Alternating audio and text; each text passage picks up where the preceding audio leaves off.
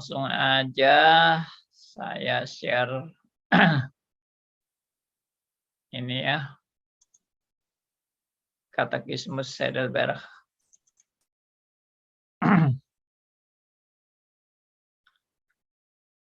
Ya, saya akan mengangkat topik yang saya sudah bahas yang lalu, tapi masih belum belum tuntas ya pembahasannya, yaitu tentang persekutuan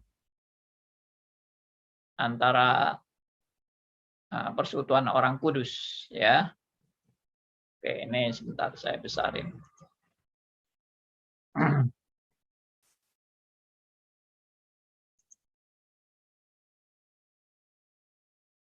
Oke, kita udah membahas beberapa kali tentang persekutuan orang kudus ini.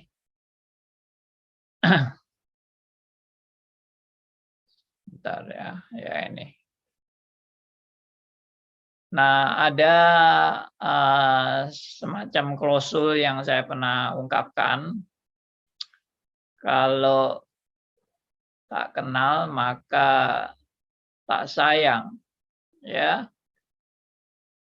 Tapi makin mengenal makin membenci. Dan kenapa banyak terjadi seperti itu ya? Coba kita uraikan lebih terperinci hal-hal seperti ini, karena saya juga prihatin sebetulnya melihat di antara banyak orang percaya itu terjadi perpecahan. Ya, termasuk saya juga mengalami itu. Mula-mula dulu wah sangat baik sekali kita merintis pelayanan bersama, kita menjalin kasih dengan sangat baik. Tapi akhir-akhirnya bisa mengalami benturan-benturan dan bahkan saling bermusuhan. Nah, itu yang menimbulkan keprihatinan dalam diri saya, hati saya. Ya, kenapa kok bisa seperti itu sebagai anak-anak Tuhan? Kan seharusnya kita kalau namanya anak Tuhan itu kan mestinya tambah lama tambah mengasihi kan? Kan kasih itu kan bertumbuh. Kasih itu kan makin lama makin mengasihi seharusnya, ya kan? Tapi kenapa kok banyak terjadi, bukan 1-2 kasus, tapi banyak terjadi bahwa akhirnya yang mula-mula dengan kasih itu akhirnya malah mengalami banyak benturan, ya, kecurigaan, ketidakcocokan, pertentangan, bahkan kebencian, dan akhirnya berpisah. Nah, itu yang saya lihat. Bukan hanya saya yang alami, tapi banyak orang Kristen juga mengalami itu. Ya, selain memang suami istri juga ada yang seperti itu kan. Jadi awal-awal sangat mengasihi, sangat mencintai, ya. Lama-lama makin buruk, hubungan makin buruk, makin nggak cocok, makin benturan, sampai akhirnya berpisah. Nah, itu yang seharusnya kita belajar dari hal seperti itu ya. Kira-kira apa yang menjadi penyebab utama kok bisa sampai seperti itu. Dan kalau kita lihat di Alkitab memang ada contoh anak Tuhan yang berbenturan, yaitu Rasul Paulus dengan Barnabas. Jadi ceritanya Rasul Paulus itu waktu mau keliling penginjilan bersama dengan Barnabas, itu mereka berselisih karena menurut Barnabas mereka perlu membawa seorang yang namanya Markus. Nah, kemudian menurut Paulus, wah Markus itu nggak layak untuk diajak pelayanan. Karena Markus ini pernah melakukan hal yang bagi Rasul Paulus itu nggak benar. Karena pernah Rasul Markus waktu pelayanan tuh tiba-tiba dia meninggalkan pelayanan dengan tidak bertanggung jawab. Nah, Pak Rasul Paulus jadi agak jengkel dan kemudian sudah mengklaim bahwa Markus ini orangnya udah nggak bisa dipercaya gitu loh. Karena dulu dalam pelayanan dia itu meninggalkan pelayanan seenaknya. Dan Rasul Paulus nggak mau Markus ikut. Nah, Barnabas ngotot juga harus ikut. Karena Markus itu anak yang baik bagi Barnabas gitu. Tapi akhirnya sama-sama ngotot, Barnabas juga ngotot, Paulus juga ngotot. Akhirnya mereka bertengkar hebat sampai akhirnya berpisah. Nah, akhirnya pelayanan sendiri-sendiri. Paulus juga pelayanan sendiri, Barnabas pelayanan sendiri, Barnabas membawa Markus, Paulus berpisah. Nah, ini sering terjadi ya, tapi memang akhirnya jadi baik gitu loh. Baiknya itu akhirnya setelah Paulus melihat Markus nyata yang dipakai oleh Barnabas nyata benar-benar Markus itu menunjukkan perubahan hidup yang benar ya, yang betul-betul baik. Akhirnya Paulus mau menerima Markus. Ya, di akhir riwayatnya mereka akhirnya Paulus mau menerima Markus lagi. Jadi di end-nya bagus. Tapi ada di antara kita yang mungkin di end-nya tidak bagus ya. Jadi makin bermusuhan, makin tidak mau kontak, tidak mau hubungan lagi karena ya istilah zaman sekarang ini luka batin. Sudah ada luka batin, kecewa, dan akhirnya nggak mau kontak-kontak lagi, nggak mau pelayanan bersama, memisahkan diri. Sebabnya banyak, 1001 macam sebab luka batin ini. Ada yang mungkin merasa nggak dihargai, atau ada yang merasa dikhianati, atau ada yang merasa idealnya itu ternyata kok orangnya nggak sesuai dengan yang diidealkan ya. Karena kita bisa kan memandang seseorang itu wah ideal sekali ini harapan saya, ini hamba Tuhan yang betul-betul teladan luar biasa. Tapi setelah melihat beberapa kelemahan dari hamba Tuhan ini, aduh hamba Tuhan ini ternyata juga brengsek. Nah, akhirnya kecewa, akhirnya nggak mau lagi dengan hamba Tuhan itu. Ya, saya juga pernah dianggap seperti itu sih oleh beberapa jemaat. Jadi Andi Halim ini hamba Tuhan yang nggak bisa jadi teladan, yang brengsek. Akhirnya mereka nggak mau lagi pelayanan bersama saya karena ya mungkin kecewa atau yang tadinya begitu overestimate sekarang menjadi underestimate gitu ya. Nah, itu banyak terjadi.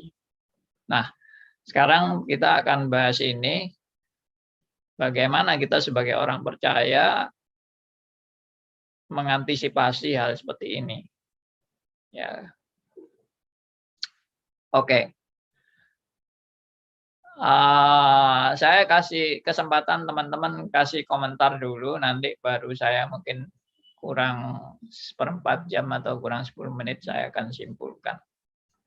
Silakan teman-teman kasih pendapat tentang tadi persoalan-persoalan yang saya kemukakan itu. Ada komentar? Siapa aja deh. Nah, mungkin Anda juga punya pengalaman, Anda bisa share juga pengalaman Anda bagaimana selama pelayanan. Mungkin yang senior-senior ini. Wah, nggak ada yang mau sharing ini ya. Mungkin. Kedengaran nggak, Pak? Oh ya, dengar, Pak. Halo? Nah, Semua yang Bapak katakan sangat betul. Bahkan kalau saya melihat ya, kadang-kadang malah di gereja itu lebih, maksudnya di luar gereja, di sekuler jauh lebih baik persahabatannya daripada di dalam gereja. Saya memberi iya, contoh iya. begini. Ini terjadi pada waktu GS Pak Era, Rehoboth memisahkan diri dari DI. Nah, kemudian kan dari jemaatnya itu ada yang terpecah jadi. Masih jelas ya, Pak? Iya, iya. Halo? Nah, yang menjadi herannya jadi begini. Di antara dulu kita berkawan, sekarang akhirnya nggak berkawan gara-gara kita berpisah. Nah, ini satu contoh buat saya yang aneh. Bahkan persahabatan lebih dipatahkan karena saya bela si A, si B membela orang lain membela si B. Sebetulnya kan hal itu nggak boleh ya, Pak ya. Iya, betul. Nah, itu salah satu contoh yang paling buat saya yang paling nggak masuk akal, bahwa kita sesama Kristen dipisahkan oleh doktrin, bahwa doktrin dia adalah A, doktrin saya adalah B, itu ya udah kita saling menghormati gitu. Tapi bukan berarti ya terus kita berpisah terus malah jadi musuhan gitu, Pak. Menurut Bapak itu gimana, Pak? Oke, baik. Ya, ini salah satu contoh juga ya. Gara-gara di satu gereja membela hamba Tuhan si A, satunya membela hamba Tuhan si B, akhirnya menjadi terpecah, akhirnya saling bermusuhan. Pengikut hamba Tuhan A bermusuhan dengan pengikut hamba Tuhan B. Hamba Tuhannya juga saling bermusuhan. Ya, ini memang benar-benar bukan contoh yang baik ya.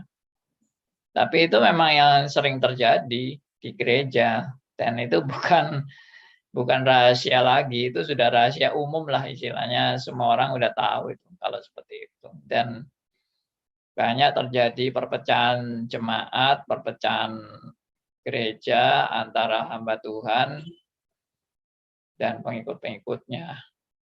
Nah, bagaimana menghadapi seperti ini? Oke, saya menganalisa ya bahwa memang kita itu rindunya itu bersatu. Tapi memang sering yang kita hadapi adalah Tuhan sendiri yang juga dalam penetapan yang sempurna menghendaki supaya kita tidak bersatu terus. Ya, aneh juga sih. Dan itu yang pernah saya ungkapkan di kitab Korintus ya, yang Rasul Paulus pernah ungkapkan bahwa perpecahan itu harus terjadi di antara kita. Nah, itu unik itu memang ya. Kita hendaknya tidak ada perpecahan. Tapi Tuhan justru menghendaki terjadi perpecahan. Ya, contohnya 1 Korintus 11 ayat 19. Coba bisa tolong dibacakan, siapa yang membacakan buat kita 1 Korintus 11 ayat 19. Saya, Pak. Silakan Bu Nita, yang keras ya, Bu. Iya, Pak. Sebab di antara kamu harus ada perpecahan, supaya nyata nanti siapakah di antara kamu yang tahan uji. Iya. Nah, unik kan? Ayat ini ayat yang justru kelihatannya kok bertentangan dengan kerinduan kita itu harus bersatu. Tapi Tuhan malah bilang melalui Rasul Paulus, sebab di antara kamu harus ada perpecahan. Supaya nyata nanti siapakah di antara kamu yang tahan uji.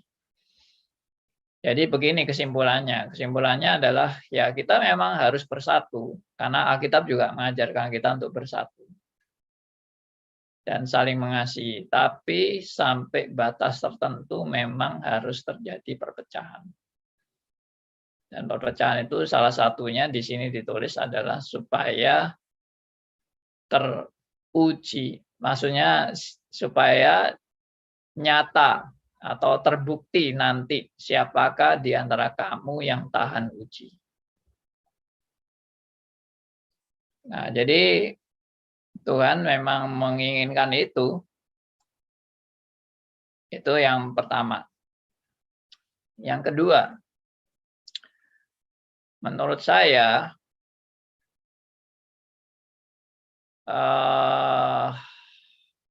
terjadinya perpecahan yang semacam itu pasti memang secara moral itu bukan kehendak Tuhan. Ya, secara moral itu bukan kehendak Tuhan. Artinya secara moral itu adalah secara prinsipnya. Secara prinsipnya. Prinsipnya itu Tuhan kan menghendaki anak-anak Tuhan bersatu. Secara prinsipnya, yes, seharusnya kita bersatu. Tapi ada hal-hal yang terjadi yaitu pemahaman doktrin yang berbeda atau bertentangan.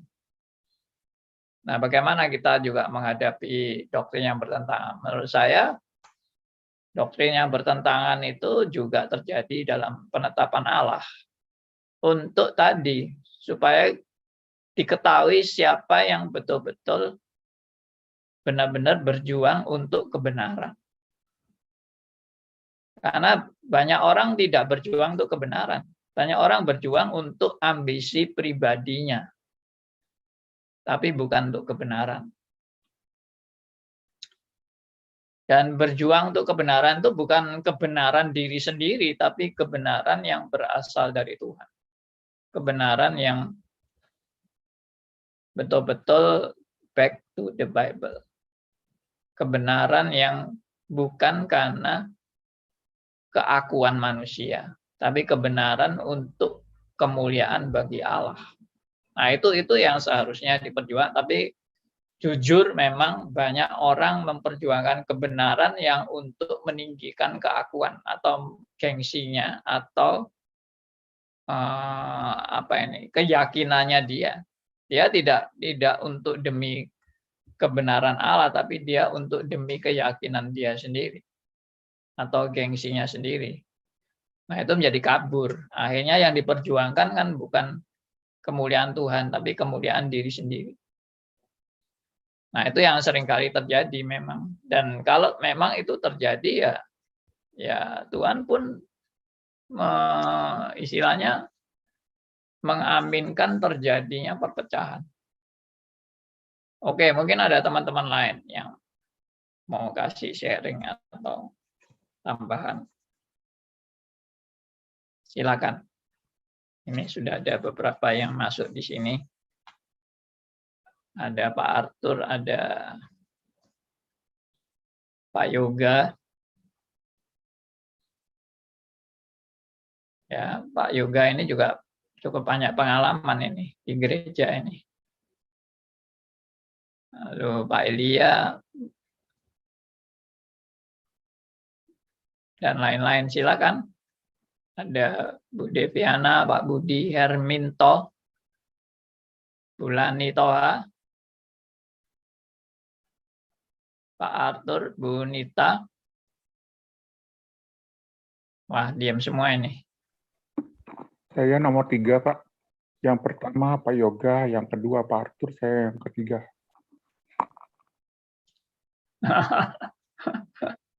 Pak Yoga dipancing, tapi kelihatannya Pak Yoga lagi sibuk ini. Silakan Pak Elia, langsung deh. Jangan nunggu habis waktu. Kalau menurut saya,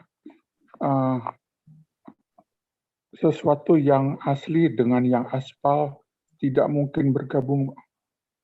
Cuma memang betul kita tidak tahu dan tidak boleh menghakimin bahwa kita yang asli dan mereka yang palsu. Bahwa sang waktu yang akan menguji dengan berbagai kasus kehidupan. Dari berbagai kasus kehidupan kita bisa melihat apakah dia dalam bilangan kita atau tidak. Kalau dia dalam bilangan kita, maka kata orang dunia, semesta akan mendukung bersatu. Kalau enggak, maka semesta pun akan mencerai-beraikan kita. Dalam bahasa Alkitab, bahwa domba dan kambing tidak mungkin bersatu. Thank you, Pak. Baik. Nah, tapi oke, itu benar itu yang dikatakan Pak Elia itu oke, 100% benar. Tapi yang jadi problem ini domba dan domba tidak bisa bersatu. Masalahnya di situ. Sama-sama domba, tapi ya ini kita berasumsi aja ya, sama-sama domba gitu loh. Tapi domba dan domba kekeran, berkelahi semaunya apa ya? Ya itu yang seperti tadi saya katakan itu. Yang diperjuangkan mungkin tanpa sadar ya, mungkin gengsinya atau apa gitu.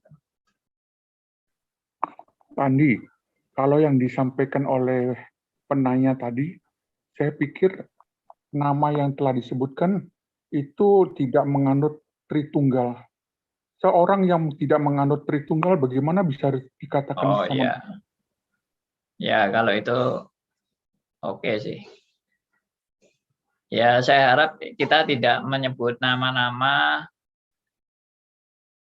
karena kita tidak mau menganalisa orang. Tapi umpamakan aja sama-sama anak Tuhan dan anak Tuhan.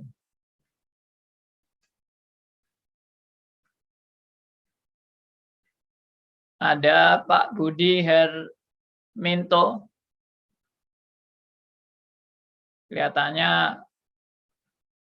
Oke, saya Pak. Oh ya, Bu Willy silakan. Saya pikir kalau menurut saya punya penilaian ya, keterbukaan di dalam kehidupan kekristenan itu perlu. Kenapa? Karena kalau kita tidak ada keterbukaan, seringkali itulah yang menjadi seperti musuh di dalam selimut hati kita. Kita pendam itu dendam dan semuanya itu tidak terkeluarkan gitu. Jadi kita harus punya satu juga komunikasi untuk bisa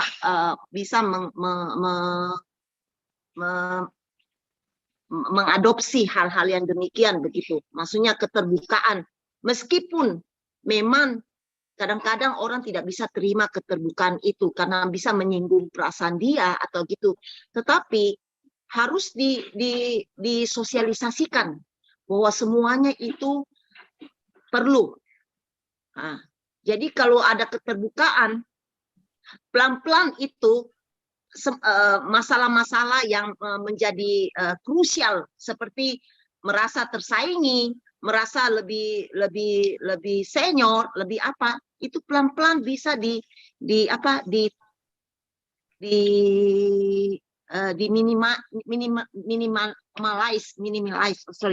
dikurangi gitu. Nah, jadi itulah saya melihat ya sepanjang ini di dalam persekutuan baik di luar maupun di sini. Saya menarik kesimpulan itu. Dan saya juga belajar itu di dalam mempraktekkan di dalam kehidupan saya. Seringkali saya kasih tahu orang, sorry ya, orang saya ini juga belak-belakan gitu. Apa yang saya bicarakan, lebih baik saya berbicara di depan daripada di belakang. Saya tidak suka untuk berbicara di belakang. Kenapa? Karena saya tahu kalau saya bicara di belakang itu tidak menyelesaikan masalah. Malah justru membuat persoalan itu lebih rumit. Karena orang tidak berbicara, tidak dengar langsung. Dan juga kalau saya mau mengetahui satu masalah daripada orang itu, saya akan pergi ke orang itu. Saya tidak mau dengar dari orang lain. Dan saya counter dengan bisa saya counter dengan orang lain punya. Tetapi yang pertama itu saya pergi ke orang itu sendiri. Saya mau dengar dari dia dulu, baru saya mengcounter dan saya belajar untuk melihat mana yang sesuai dengan yang sebenarnya gitu.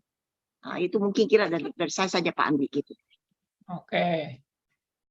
Ya, suatu yang menunjukkan tiap anak Tuhan punya karakter-karakter yang berbeda, ya. Nah, antara lain Bu Willy ini orangnya lebih suka langsung transparan, ya, langsung open, nggak pakai ditutup-tutupin. Frontal, Pak. Kenapa? Frontal. Frontal. To the point, Pak. To the point, ya. Ya, bagus. Sudah keliling-keliling, berbasa-basi. Saya rasa itu lebih perlu. Terus terang basa-basi. Oke. Jadi bagi saya ya, anak Tuhan itu memang unik. Ada yang model seperti Bu Willy, ada yang model seperti mungkin Pak Elia, ada yang seperti Pak Arthur, ada yang seperti Bu Deviana. Ya itulah namanya keunikan setiap orang yang berbeda-beda dan tidak sama. Kenapa nama Pak Andi tidak disebut, Pak? Ya pasti. Disebut maksud saya, Pak. Anda tidak menyebut. Ya sudah, saya sudah yang paling utama kok. Nggak usah disebut. Nah, begini. Jadi saya melihat justru keunikan tiap orang yang beda-beda ini justru yang dikehendaki Tuhan gitu loh. Maksudnya ya kalau semua orang sama dengan Bu Willy sama semua ya juga nggak unik gitu loh. Amsyong Pak. Saling melengkapi Pak. Betul. Kenapa Deviana? Saling melengkapi. Iya, saling melengkapi, betul. Ya, jadi unik apa yang dikatakan oleh Bu Willy itu benar, cuma juga nggak bisa sepenuhnya, ya nggak bisa sepenuhnya. Karena apa? Ada orang-orang tertentu yang sensitif. Dan dia kalau dipakai cara seperti langsung to the point seperti itu, langsung dia shock. Bisa bunuh diri. Kolaps. Dan bisa kolaps dia. Jangan bunuh diri. Pakai cara Nabi Nathan, Pak Andi. Ya, jadi tapi belajar Pak Andi, kita belajar. Tapi juga perlu, seperti contohnya kayak Rasul Paulus itu orang model belak-belakan. Yaitu yang Markus langsung ditolak itu udah. Tapi mungkin kayak Barnabas itu masih lebih sabar ya. Lebih sabar dan belajar menerima. Nah, itulah saya pikir orang-orang anak-anak Tuhan itu mestinya saling melengkapi di situ, tapi bukan saling bermusuhan atau saling membenci satu dengan lain ya. Iya, Andi. belajar terima satu sama lain, Pak. Belajar terima orang punya karakter memang tidak. Ya, itu. Belajar menerima karakter orang yang memang berbeda-beda. Jadi saling memahami lah. Ya, kita belajar saling, ya kayak suami istri itu kan belajar saling memahami toh. Kalau suami istri itu sudah tidak mau saling memahami ya buyar, udah hancur. Bubar, Pak. Iya, itu rumus sederhananya itu memang saling memahami. Pagi-pagi ini Pak Keki sudah kasih tahu Belanda sudah bubar dengan istri satu lagi. Aduh, gimana ini Pak Andi? Ya, kita doakan. Cik Willy, jangan menyebut nama, sudah dikasih Pak Andi, Anda lupa ya. Sorry. Kita doakan aja ya. Iya. Saya mau menjawab Pak Andi, Pak. Kalau asumsi katakanlah dia sesama domba, itu menarik Pak. Ada satu contoh di Alkitab.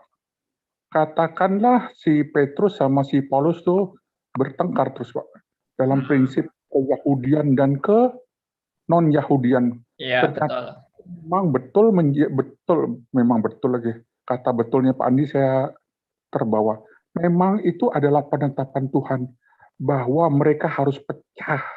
Dalam arti kata, ya Paulus itu akan ke seluruh dunia, ke Samaria dan seterusnya. Jadi memang program perpecahan itu adalah dari Tuhan. Thank you Pak. Iya, benar. Di satu sisi itu benar. Jadi kalau tidak ada perpecahan, ya Injil tidak tersebar. Jadi memang salah satu strategi untuk membuat Injil makin tersebar itu memang Tuhan pakai cara perpecahan dan juga penyiksaan. Penyiksaan, penderitaan, Tuhan pakai semua itu untuk penginjilan makin tersebar. Tapi tidak berarti membenarkan perpecahan, tidak ya. Hanya dipakai, perpecahan itu dipakai. Tapi tidak dibenarkan. Artinya misalnya anak Tuhan dan anak Tuhan itu saling gengsi. Gara-gara gengsi lalu terjadi perpecahan. Maka tidak membenarkan gengsi. Kita tidak boleh gengsi. Tapi ternyata perpecahan itu pun ada hikmatnya. Ya, seperti itu ya. Contohnya tadi kayak Barnabas sama Paulus. Ternyata dua-dua berpisah dan dua-dua penginjilan. Dan dua-dua dipakai Tuhan. Seandainya Paulus dan Barnabas bersatu terus, jangkauannya enggak sebegitu luas seperti kalau terjadi perpisahan antara Barnabas dan Paulus. Gitu. Tapi tidak membenarkan kalau Paulus tidak mau menerima Markus ya, karena Markus kan memang meskipun pernah berbuat salah, tapi dia kan juga bisa bertobat. Gitu. Oke. Andi mau tanya. Iya. Gimana kalau ada dua gereja yang terpecah, satu gereja terpecah jadi dua ya, terus mereka saling berebut jemaat, itu gimana Pak Andi? Ya itu namanya rebutan domba ya. Ya gembalanya mungkin sudah kehabisan domba atau nggak terima kalau dombanya berkurang. Akhirnya saling berebut domba. Ya. Dengan Pak Andi yang mendirikan dari bawah sendiri, tidak ambil domba lain. Itu tantangannya orang itu. Kelihatan dia betul-betul tidak hamba yang setia gitu. Ya. Kalau Pak Andi kan langsung mendirikan sendiri, tidak ambil dari yang orang lain punya gitu. Iya. Cuma saya tetap dituduh pencuri domba saya. Saya tetap dituduh. Ya, jadi banyak hamba-hamba Tuhan lain juga yang benci sama saya, bahkan terang-terangan bilang saya adalah pencuri domba. Ya biarin aja lah. Saya cuma jawab gini, emangnya dombanya itu milik lu tak? Karena domba itu sebetulnya kan milik Allah. Domba itu milik Kristus. Bukan milik saya, bukan milik Anda. Dan bagaimana domba itu bisa bertumbuh dan dan makin dewasa, seharusnya kita senang dong. Kita kalau sebagai gembala lihat domba yang bertumbuh dan makin dewasa, biarpun dibina oleh hamba Tuhan lain, tapi dia bisa bertumbuh dengan sehat. Mestinya gembala yang benar-benar punya hati gembala itu senang dombanya dipelihara dengan baik dan bisa bertumbuh dengan sehat. Dan dia juga perlu tahu bahwa domba itu bukan milik dia pribadi. Domba itu kan milik gembala yang sejati, yaitu Kristus. Jadi saya ini cuma gembala-gembala, istilahnya gembala bawahannya gembala yang sejati kan. Kita semua ini loh, hamba-hamba Tuhan ini kan cuma pelayan-pelayan dari gembala yang sejati. Seharusnya domba-domba itu semua bukan dibawa ke saya, tapi dibawa ke Kristus. Jadi jangan benci kalau dombamu dipelihara gembala lain tapi sehat. Kalau sesat, nah itu yang kita sedih. Tapi kalau sehat, why not? Nah, itu yang saya banyak belajar di situ. Saya juga ngalami sih, beberapa jemaat yang saya gembalakan pergi meninggalkan saya, dan dia bertumbuh di gereja lain. Ya puji Tuhan, kalau bertumbuh di gereja lain, secara manusia memang sedih, kita kok harus berpisah. Kenapa kita dulu mulai baik-baik, sekarang saya ditinggal gitu ya. Secara manusia itu sedih, tapi secara visi global, why not? Semua orang mungkin tidak harus bertumbuh melalui saya. Ada orang yang bisa bertumbuh melalui gembala yang lain, tidak harus saya. Ya, dibimbing oleh gembala yang lain dia lebih bisa berkembang daripada dibimbing saya. Ya nggak apa-apa, saya belajar itu. Saya belajar untuk memahami dan menerima ya fakta-fakta yang memang harus terjadi.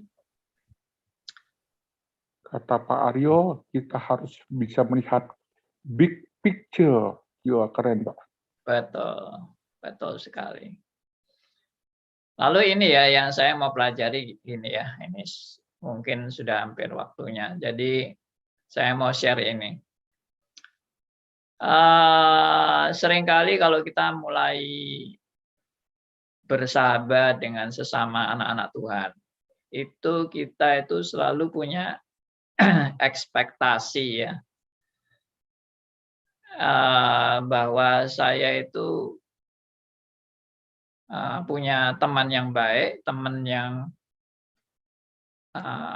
sungguh-sungguh, teman yang sejati, teman yang dalam Tuhan, dan seterusnya. Lalu kita itu nggak siap untuk menerima bahwa sesama anak Tuhan ini juga masih orang berdosa dan ada kelemahan, ada kekurangan, termasuk diri kita sendiri kan. Nah itu kita nggak siap. Kita maunya anak Tuhan itu semuanya baik, ya, baik hatinya, baik etikanya, baik moralnya, ya baik semualah pokoknya, baik hati lah gitu. Dan tidak ada egoisnya, tidak ada kelemahannya, tidak ada kekurangannya, tidak ada dosa-dosanya. Ya pokoknya dia anak Tuhan yang baik. Nah, di dalam membina itu, relasi itu, kemudian kita melihat ternyata dia orang yang ada kelemahannya atau ada kebobrokannya, langsung kita kecewa, langsung kita tanda petik menghakimi dia dan underestimate terhadap dia dan memandang dia seperti sampah yang tadinya saya sangat memuliakan dia. Saya sangat puji-puji dia, saya sangat mengagung-agungkan dia. Tapi gara-gara saya melihat kelemahannya, saya langsung sudah anggap dia seperti sampah gitu. Nah, ini yang kita seringkali nggak siap. Kita lupa bahwa kita sedang bergaul dengan sesama manusia yang berdosa. Nah, itu yang seringkali terjadi. Cuma saya juga kadang-kadang heran, dan ini juga strategi iblis mungkin ya, bahwa kita itu menjumpai seperti yang tadi Pak Sugianto bilang, bahwa di gereja itu malah lebih kejam dari orang dunia. Yang kita temukan di gereja itu perilaku atau tindakan-tindakan terhadap saudara seiman yang mungkin dipermasalahkan dan sebagainya. Itu tindakan-tindakannya itu malah nggak manusiawi sekali. Orang dunia aja masih lebih manusiawi daripada sesama anak Tuhan. Nah, itu yang betul-betul mengherankan ya. Kenapa kok bisa sampai seperti itunya? Nah, saya simpulkan itu ya kemungkinan besar memang strategi iblis supaya banyak orang kecewa dengan gereja dan tidak mau bergereja lagi. Ya udah, saya lihat orang dunia lebih cinta saya daripada orang gereja cinta saya. Ya udah, buat apa aku di gereja? Nggak ada gunanya kan? Karena orang di gereja itu lebih jahat dari orang dunia. Jadi aku lebih baik nggak usah ke gereja aja. Aku lebih baik bergaul sama orang dunia yang lebih tulus, lebih polos, lebih apa adanya, daripada orang gereja yang pura-pura saleh, yang pura-pura alim ya, tapi brengsek gitu. Nah, ini strategi iblis yang membuat banyak orang akhirnya terbentur dan kecewa dan bermusuhan. Sesama anak-anak Tuhan bermusuhan. Nah, itu yang mestinya kita sadar ya, bahwa kalau kita bermusuhan tuh yang diuntungkan tuh iblis. Kita lupa mungkin ya, dengan kita bermusuhan ini kita merasa wah, aku harus mempertahankan ya, mempertahankan si aku dan sebagainya, tapi ya Tuhan justru itu bukan ajaran Tuhan kan. Ajaran Tuhan kita tetap belajar untuk saling mengasihi. Saling mengasihi itu bukan hanya menerima saja, menerima kebobrokannya, menerima dosanya, menerima kelemahannya, tapi juga memperbaiki.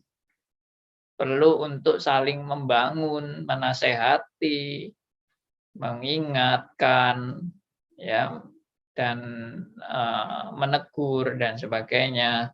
Tapi dalam kasih, ya, dalam kasih juga. Jangan sampai begitu kelihatan begitu jahatnya, sampai nggak ngerti lagi bahwa ini sudah nggak ada kasih gitu. Nah, itu yang mungkin perlu kita renungkan di dalam kita bergereja. Wah, ini enggak terasa sudah jam 10. Jadi ya Pak Elia. Menyimak penjelasan Pak Andi, saya ingin bertanya begini, Pak. Pak memiliki sebuah ilmu. Ilmu itu bisa dipelajarin dari sisi mana, Pak, bagi saya?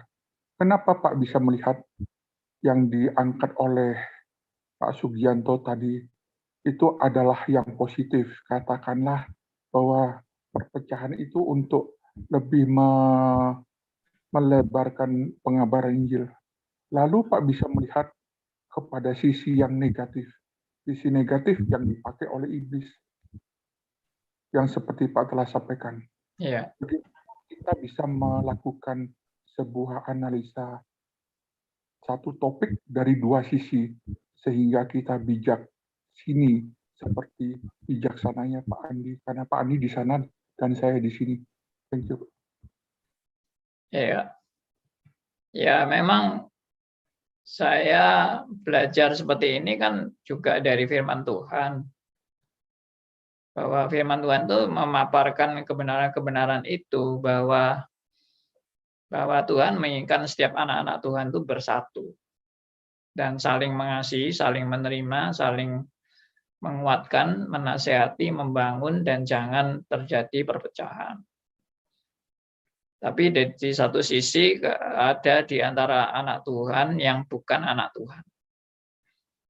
Makanya juga kalau mereka meninggalkan kita dan mereka bukan anak Tuhan, ya itu nyata bahwa memang mereka bukan anak Tuhan.